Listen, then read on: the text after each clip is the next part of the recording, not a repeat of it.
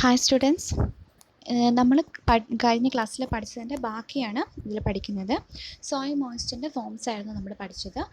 അതിൽ നമ്മൾ കഴിഞ്ഞ ക്ലാസ്സിൽ സോയിൽ മോയ്സ്ചറിനെ നമുക്ക് രണ്ട് രീതിയിൽ ക്ലാസിഫൈ ചെയ്യാം. ഒന്ന് ഫിസിക്കലായിട്ട് ക്ലാസിഫൈ ചെയ്യാം, രണ്ട് ബയോളജിക്കലായിട്ട് ക്ലാസിഫൈ ചെയ്യാം. ഫിസിക്കൽ ക്ലാസിഫിക്കേഷൻ നമ്മൾ കഴിഞ്ഞ ക്ലാസ്സിൽ കണ്ടു. ഈ ക്ലാസ്സിൽ നമ്മൾ നോക്കുന്നത് ബയോളജിക്കൽ ക്ലാസിഫിക്കേഷനെ കുറിച്ച് ആണ്. So the biological classification of soil moisture is based on the availability of the soil moisture to the plants. ഒരു പ്ലാന്റിന് എത്രത്തോളം വെള്ളം മണ്ണിൽ നിന്ന് അവൈലബിൾ ആണ് എന്നതിനെ വെച്ചിട്ടാണ് നമ്മൾ ബയോളജിക്കൽ ക്ലാസിഫിക്കേഷൻ ചെയ്യുന്നത്. The soil water under this system of classification can be divided into three categories. മൂന്നായിട്ട് നമുക്ക് ബയോളജിക്കൽ ക്ലാസിഫിക്കേഷനിലും ഈ വെള്ളത്തിനെ സോയിൽ മോയ്സ്ചറിനെ മൂന്നായി ക്ലാസിഫൈ ചെയ്യാം. ഒന്ന് അവൈലബിൾ വാട്ടർ, രണ്ട് അൺഅവൈലബിൾ വാട്ടർ, മൂന്ന് super available or superfluous water. അങ്ങനെ മൂന്നായിട്ട് നമുക്ക് സോയിൽ മോയ്സ്ചറിനെ ക്ലാസിഫൈ ചെയ്യാനായിട്ട് പറ്റും ബയോളജിക്കലി. നെക്സ്റ്റ് ഓരോന്നായിട്ട് നമുക്ക് നോക്കാം. അതിലാദ്യത്തേത് available water. Available water is defined as that portion of water which is retained in the soil between the field capacity and the permanent wilting coefficient. ഇത് തന്നെ നമ്മൾ ഫിസിക്കൽ ക്ലാസിഫിക്കേഷനിലും പഠിച്ചായിരുന്നു. ഫീൽഡ് കപ്പാസിറ്റിയും ഹൈഗ്രോസ്കോപ്പിക് കോഎഫിഷ്യൻറ്റിനും ഇടയിൽ ഉള്ള water, അതാണ് കാപ്പില്ലറി വാട്ടർ. അതുപോലെ available വാട്ടറും എന്താണ്? It is held in between the field capacity and the permanent wilting coefficient. അതിന് പറയുന്ന മറ്റൊരു പേരാണ് ഹൈഗ്രോസ്കോപ്പിക് കോഎഫിഷ്യൻറ്റ്. ഓക്കെ, അപ്പം കാപ്പിലറി വാട്ടർ എന്ന് പറയുന്ന മറ്റൊരു പേരാണെന്ത്? Available water. ഫിസിക്കൽ ക്ലാസിഫിക്കേഷനിൽ നമ്മൾ കാപ്പിലറി വാട്ടർ എന്ന് പറഞ്ഞു. ബയോളജിക്കൽ ക്ലാസിഫിക്കേഷനിൽ കാപ്പിലറി വാട്ടർ നമ്മൾ എന്തെന്ന് പറയും? അവൈലബിൾ വാട്ടർ എന്നും പറയും. ഓക്കെ, അപ്പോൾ കാപ്പിലറി വാട്ടറിൻ്റെ പ്രത്യേകതകളെല്ലാം തന്നെ ഏകദേശം അവൈലബിൾ വാട്ടറിനും ഉണ്ടാവും. So this water is easily usable by plants and therefore it is called the plant available water. Easily പ്ലാന്റ്സിന് അബ്സോർബ് ചെയ്യാനായിട്ട് പറ്റും. അതുകൊണ്ട് തന്നെ ഈ വെള്ളത്തിനെ നമ്മൾ പ്ലാന്റ് അവൈലബിൾ വാട്ടർ എന്നാണ് പറയുന്നത്. The amount of available water that can be stored in the root zone of the soil depend on its depth, soil type and the soil structure.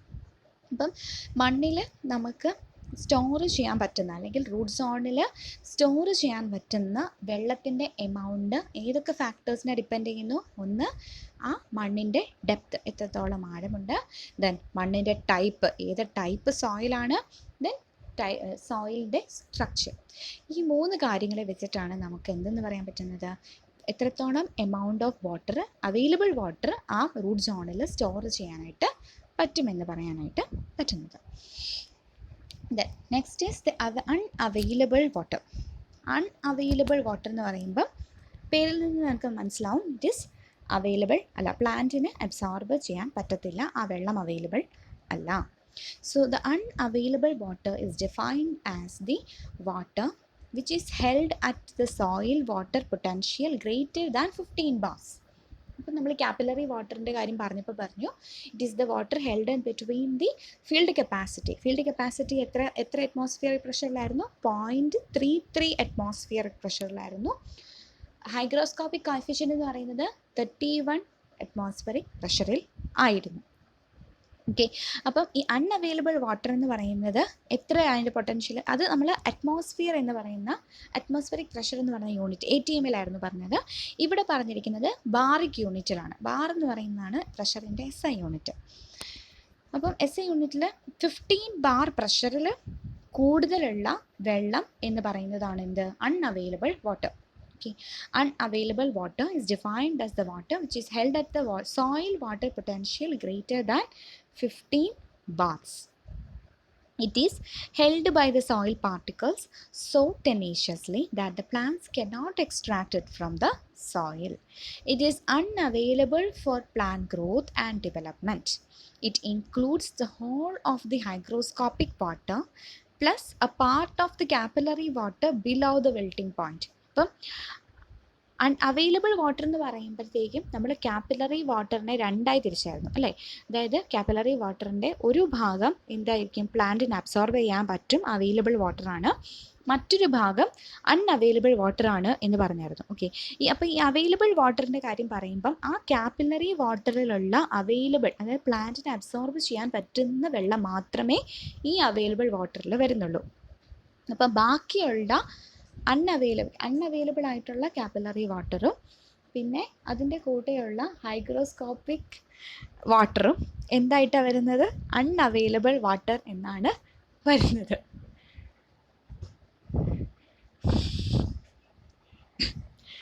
Next is the super available or superfluous water. Sorry. Super available or superfluous water. The water beyond the field capacity stage is said to be super available. Field capacity stage അപ്പുറമുള്ള water means നമ്മൾ ആ picture കാണിച്ചപ്പോൾ ഞാൻ പറഞ്ഞായിരുന്നു, irrigation ചെയ്യുമ്പോൾ hygroscopic water, അത് കഴിഞ്ഞിട്ട് capillary water, അതിനും ശേഷമാണ് എന്തെന്ന് പറയുന്നത് ഗ്രാവിറ്റേഷണൽ വാട്ടർ എന്ന് പറയുന്നത്. അപ്പം ഗ്രാവിറ്റേഷണൽ വാട്ടറിനും കാപ്പിലറി വാട്ടറിനും ഇടയിലുള്ള പോർഷനാണ് എന്ത്? ഫീൽഡ് കപ്പാസിറ്റി എന്ന് പറയുന്നത്. അപ്പം ഫീൽഡ് കപ്പാസിറ്റി കഴിഞ്ഞുള്ള എന്താ വെള്ളത്തെയാണ് നമ്മൾ എന്തെന്ന് പറയുന്നത്? സൂപ്പർ അവൈലബിൾ അല്ലെങ്കിൽ സൂപ്പർ ഫ്ലൂവസ് വാട്ടർ എന്ന് പറയുന്നത്. It may be defined as the quantity of water in between maximum retentive capacity and the field capacity. It is the quantity of water in between maximum retentive capacity and the field capacity. Maximum retentive capacity എന്ന് പറഞ്ഞാൽ ഒരു സോയിലിന് hold ചെയ്യാൻ പറ്റുന്ന maximum വെള്ളത്തെയാണ് maximum റിറ്റൻറ്റീവ് capacity എന്ന് പറയുന്നത്. അപ്പോൾ maximum റിറ്റൻറ്റീവ് കപ്പാസിറ്റിക്കും field കപ്പാസിറ്റിക്കും ഇടയിലുള്ള വെള്ളം എന്ന് പറയുന്നത് ഏതാണ്? സൂപ്പർ അവൈലബിൾ വാട്ടർ ആണ്, അല്ലെങ്കിൽ നമുക്കതിന് പറയാം gravitational water. It includes the gravitational water plus a part of capillary water removed from the larger interstices. Okay, അപ്പം നമ്മൾ അൺഅവൈലബിൾ വാട്ടർ പഠിച്ചപ്പം പറഞ്ഞു it includes the whole of the hygroscopic water plus a part of water below the wilting point. Wilting പോയിന്റിന് താഴെയുള്ള capillary water. ഇപ്പോൾ പ്ലാന്റ്സിന് available അല്ലാത്ത അല്ലെങ്കിൽ absorb ചെയ്യാൻ പറ്റാത്ത വെള്ളത്തെ നമ്മൾ അൺഅവൈലബിൾ വാട്ടറിൽ പെട്ടും. സൂപ്പർ അവൈലബിൾ വാട്ടറിൽ വരുന്നത് ഫീൽഡ് കപ്പാസിറ്റി കഴിഞ്ഞിട്ടുള്ള പോർഷൻ, അതായത് ഗ്രാവിറ്റേഷണൽ വാട്ടറും a part of capillary water remove from the larger interstices. അതായത് ഫീൽഡ് കപ്പാസിറ്റി പോയിന്റിലാണെങ്കിൽ പോലും ഈ വലിയ മാക്രോ പോസിലുള്ള വെള്ളം എന്താവും? മാക്രോ പോസിലുള്ള കാപ്പിലറി വാട്ടറും എന്ത് ചെയ്തു പോകും? ഡ്രെയിൻ ഔട്ട് ചെയ്തു പോകും. ഗ്രാവിറ്റേഷണൽ വെള്ളത്തിനോടൊപ്പം ഡ്രെയിൻ ഔട്ട് ചെയ്തു പോകും. ആ രണ്ട് വെള്ളത്തിനെയും കൂടി ഒരുമിച്ച് പറയുന്നതാണ് എന്ത്? Super available water.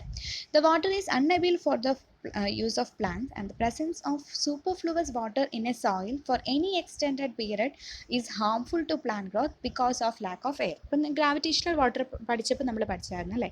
Gravitational water occupy ചെയ്യുന്നത് മാക്രോ പോസിലാണ്. മാക്രോ പോസിൽ ഓക്യുപ്പൈ ചെയ്യുമ്പോഴത്തേക്കും എന്ത് പറ്റും?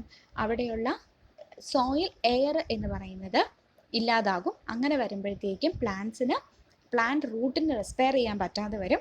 അത് പ്ലാന്റ് ഗ്രോത്തിനെ നെഗറ്റീവായിട്ട് ബാധിക്കും. അപ്പം ഈ സൂപ്പർ ഫ്ലൂവസ് വാട്ടറും എക്സ്റ്റെൻഡഡ് പീരീഡിൽ മണ്ണിൽ കാണുകയാണെന്നുണ്ടെങ്കിൽ അത് പ്ലാന്റ്സിന് ഹാംഫുൾ ആണ് due to the lack of air.